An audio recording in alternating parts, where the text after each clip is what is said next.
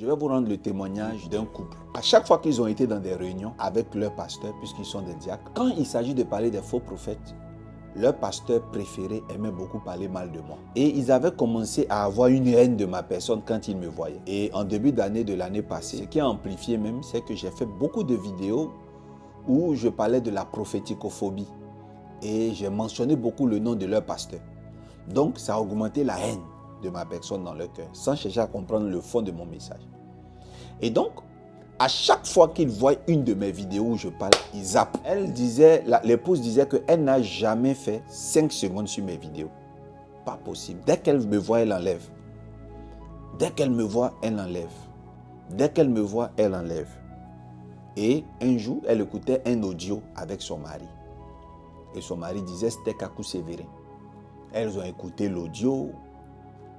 Et puis, elle disait, mais Kakou Sévérin aussi parlait des choses comme ça, les mystères, la spiritualité et autres. Est-ce que c'est Kakou Sévérin? Je ne sais pas pourquoi, mais ma voix ressemblait à Kakou Sévérin.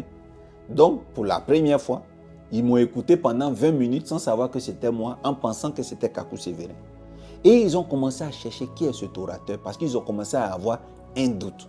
À l'intérieur du message, ils ont commencé à entendre et ils ont vu que ça ne correspond pas à l'époque de Kakou, tout ce que j'étais en train de dire.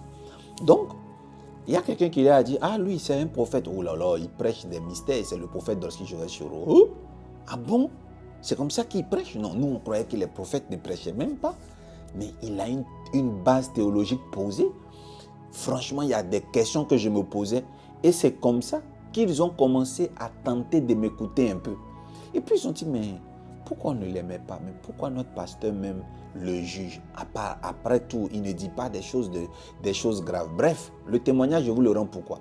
Je vous le rends parce que quand déjà quelqu'un, vous l'avez en horreur, tout ce qu'il dit vous énerve.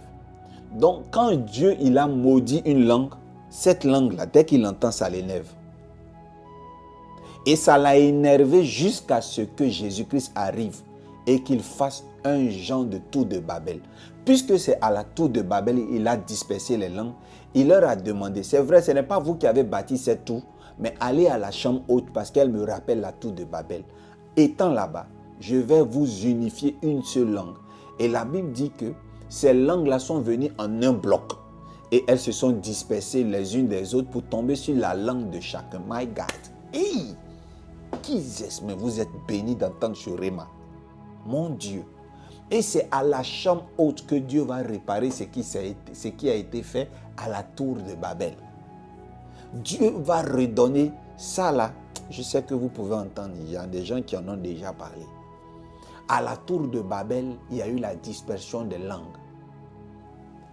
Mais à la chambre haute, il y a eu la réunification des langues où Simon-Pierre et les autres parlaient et tout le monde les entendait parler. My God, my God, my God, my God, my God.